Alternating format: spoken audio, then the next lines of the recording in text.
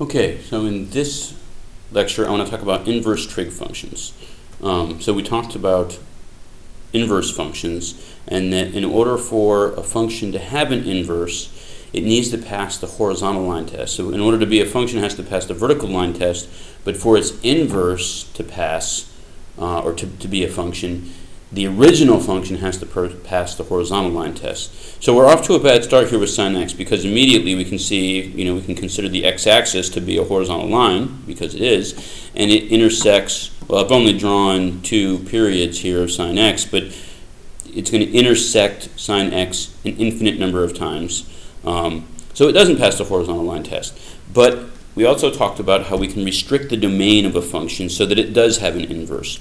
So ultimately, so this our range here goes from 1 to -1. We'd want to get all of that, so that, because remember, whatever the inverse of sin x is going to be, its domain will be the range of sin x. So we want to get the entire range here because we want all of that. We want to kind of catch everything of this function.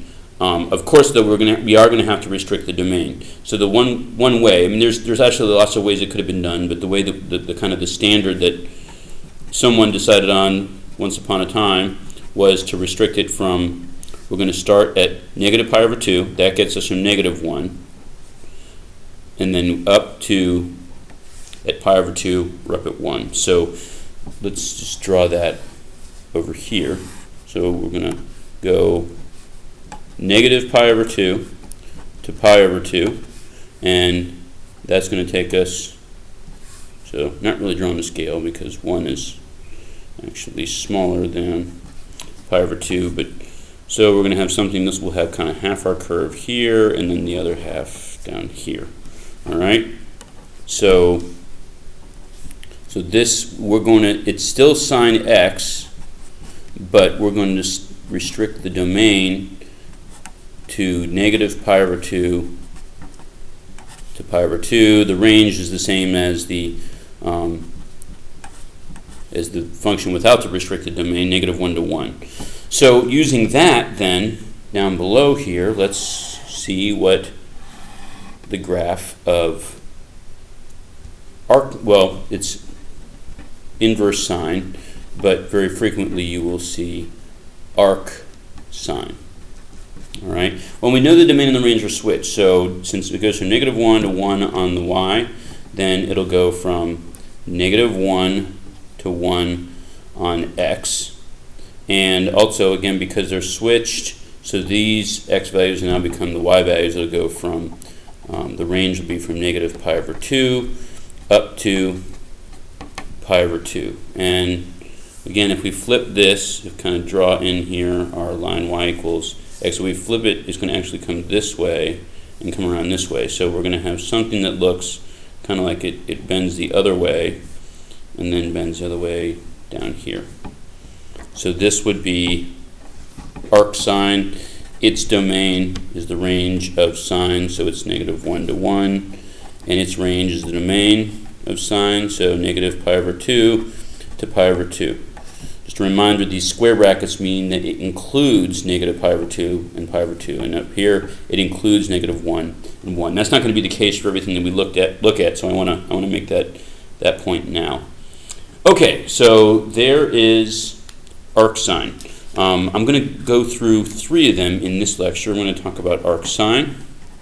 I'm going to talk about arc cosine, and then I'm going to talk about arc tangent. Again, arc just means inverse.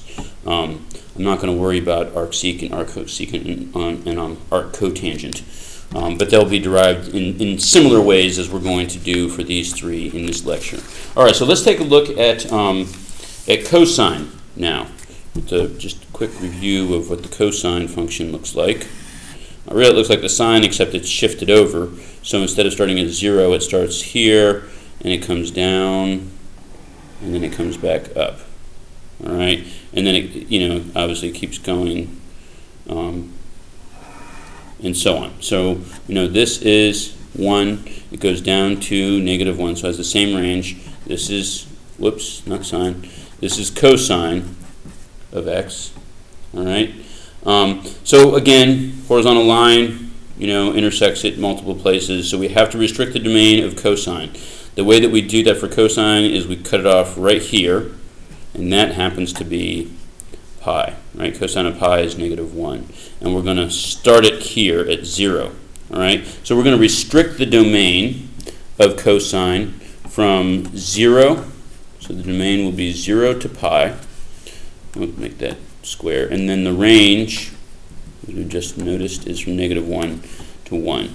So again, this will become the domain of arc cosine. This will become the range of arc cosine. This will become the domain. So let's take a look at what arc cosine might look like. All right. So again, we're going to go from -1. Whoops, that should be positive. Sorry about that. From -1 to 1 on the x-axis, because that's our range here. So it's our domain for arc cosine. And then we're going to go from 0 up to pi, right? In terms of, since that's what our restricted domain is, that will become, so let's just go ahead and write that down so we don't lose track of it. The domain will be from -1 to 1, just like arc sine, but the range is going to be from 0 to pi. All right. So one way to kind of help us think about how to draw this, well, this point right here is 0, 1.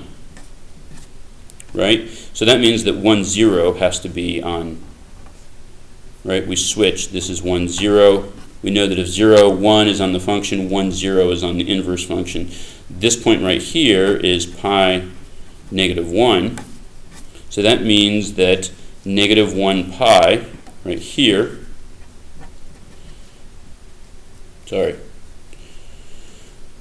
can't write, -1 pi has to be on arc cosine. All right, and we also know that we're going to kind of bend this the other way, kind of because we're going across the line y equals x, so we are going to end up with something that comes down this way and around this way.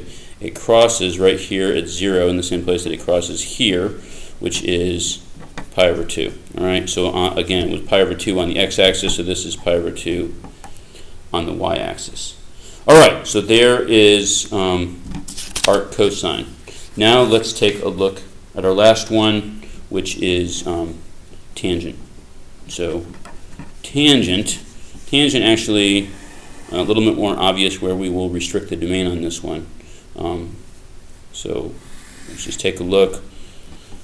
We go from, well, here's pi over 2, here's -pi over 2. So we have asymptotes here. All right, tangent of pi over 2 is undefined because, if you recall, tangent is sine over cosine. And cosine of pi over 2 is 0. That makes tangent undefined at those points. So its graph looks a little like x cubed. All right, and it just kind of repeats this. So we would have this in every pi. So this is 3 pi over 2, and it would do the same thing here.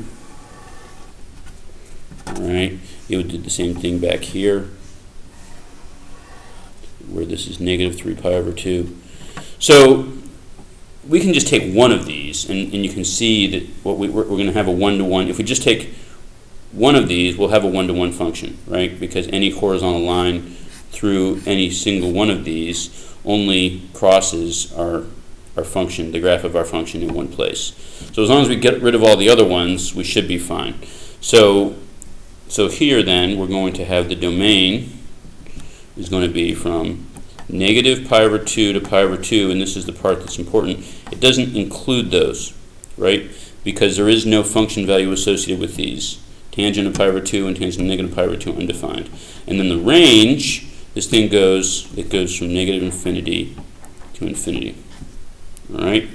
So I drew that kind of big, so I'm going to try to squeeze in our graph of arctan right here. Okay, so again, so for arctan, let's go ahead. The domain of arctan will be the range of tangent, and its range will be -pi over 2 to pi over 2, not including those. we're going to have those asymptotes. So these were vertical asymptotes here. There'll be horizontal asymptotes here at pi over 2 and negative pi over 2. So let's draw those in. You can kind of think if we take this and flip it over the line y equals x, then we will get something that looks like that, except turned on its side. So it comes down like this and comes back down here. All right, so there is the graph. And it never, I mean, it rounds off more here. Never touches, right, pi over 2, because tangent of pi over 2 is not defined. Okay, so there's arctan. Now, that's for in terms of looking at how we restrict the domains of the original functions in order to define the inverse function, and thinking about what the domain of the range is, and also in terms of what the graphs look like. So what I want to look at now is, well, how do we use this? How do we actually find, for example, arc sine of 0? What does that mean? And what would be the value that we would, I mean, we could go back, of course, to arc sine, right?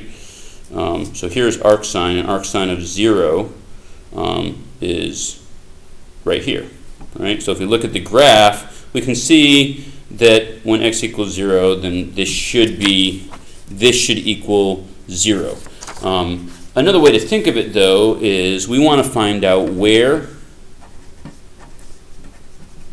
sine of x equals 0, given that we're going to restrict our x values to because this is the restriction on the domain of sine. All right. So if we go back and we could go back and look at the original sine function and say, in between negative pi over 2 and pi over 2, where is sine of x 0? And it's at 0. So this equals 0. All right. So I want to just emphasize that another way to ask this question is finding arc sine of 0 is the same as asking where sine of x is 0 when we restrict its domain. Now let's think of, or look at something like arc cosine of 0. Again, we're asking where is cosine of x 0, given that we've restricted its domain to be from 0 to pi. All right. So you can refer to the graph, but ultimately, you should know some of the basic trig functions, and in other words, you should kind of know here that cosine crosses the x-axis at pi over 2. All right. So again, we could go back to the graph here, and we could see it here that cosine is 0, cosine of pi over 2 is 0, and then that's associated with this point on arc cosine. Let's just do one more. Arc tangent of 1. All right. So again, this is another way to ask this is, where is tangent of x equal to 1 if we restrict the domain to just be between pi over 2, negative pi over 2 and pi over 2, and the answer is at pi over 4. Tangent of pi over 4 is 1. So that's just kind of a way to think about how you would find some of these. It requires, though, that you understand, or that you remember, that you're kind of brushed up on your trig and understand where these things happen on the original functions. Okay, so I'm going to just do two more examples of something a little bit different that you might see. So tangent of arc cosine of the square root of 2 over 2. All right. So there's more than one way to do this. One way to do this is to think about, well, what would be arc cosine of square root of 2 over 2? We could ask cosine of what is the square root of 2 over 2, and then we could put that in, and then take tangent of that angle. The important thing here to recognize is that the answer, these are, you can think of them as being like angles. They're the angle. This is 0 is the angle where sine of that angle is 0. Pi over 2 is the angle where cosine of pi over 2 is 0. Pi over 4 is the angle where tangent of pi over 4 is 1. So this returns an angle. So if I have arc cosine, I'm going to get back an angle, and I could take tangent of that angle to get a number. So one way to do it is the way we did it up here. Arc cosine actually is square root of 2 over 2. Well, cosine of pi over 4 is square root of 2 over 2. So the answer here would be pi over 4, and then tangent of pi over 4, we already set up here, is, well, tangent of pi over 4 is 1. There's another way we can approach this, though. We can just, and I like this because it's a little bit more visual. So if you're more of a visual learner, hopefully this might make more sense. So arc cosine of square root of 2 over 2 is the same as asking cosine of some angle x is square root of 2 over 2, right? These are kind of equivalent. So let's just draw. Remember, our trig functions only apply to right triangles. So I'm gonna put in this angle x here. All right. Now what cosine means? Remember, cosine is adjacent over hypotenuse. So for my angle x here, here's the adjacent side. So its length is square root of 2, and the hypotenuse is 2. We'll call this missing side a. And then using the Pythagorean theorem, we know that a squared plus the square root of 2 squared equals 2 squared. So a squared equals, well, the square root of 2 squared is just, whoops, that's plus 2, and 2 squared is 4. So a squared equals 4 minus 2. If we bring that 2 over, that leaves us with 2.